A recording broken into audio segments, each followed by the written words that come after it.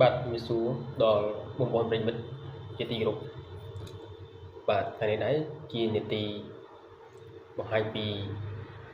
ភាពជោគជ័យយើងនឹងឲ្យថានាពេលបច្ចុប្បន្ននេះមានអ្នករកស៊ីច្រើនហើយខ្លាចជាមហាស្ថិច្រើនខ្លាចជាអបញ្ញាមហាស្ថិច្រើនអញ្ចឹងគឺជាភាពជោគជ័យរបស់គេវ៉ាវអញ្ចឹងបើសិនយើងចង់ខ្លាយជាគេយើងត្រូវតែប្រឹងណាដើម្បីភាពជោគជ័យរបស់យើងណាខំអាឡូមីស៊ូបាទអូខេណាមានកាយដែរអូសពតនេះគេអូខេហ្នឹងឲ្យគាត់ទុកហ្នឹងអូខេហ្នឹងហើយបាទសពតនេះ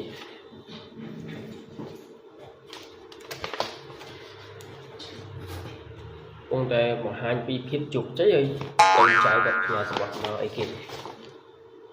កូនចៅផ្ញើសពតមានការអីនេះវាជូនពរដល់យើងឆ្នាំថ្មីនេះអាទីនេះនេះបង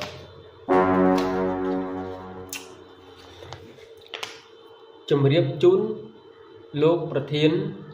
ជាទីគោរពបែអូឡខ្ញុំបាទ BUY ក្នុងឆ្នាំថ្មីនេះសូមបដិញ្ញាចិត្តថានឹងរិះរកមធ្យោបាយដើម្បីគៀងគោប្រមូលសម្បូរបង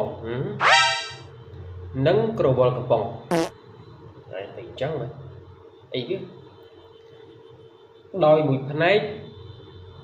សម្បូរកំប៉ុងទុកលោកអេតចាយអូនិងមួយផ្នែកទៀតក្រវល់កំប៉ុងទុកញាត់កូនជ្រូកដើម្បីធ្វើយ៉ាងណាឲ្យខ្លួនឯងនេះคล้ายទៅជា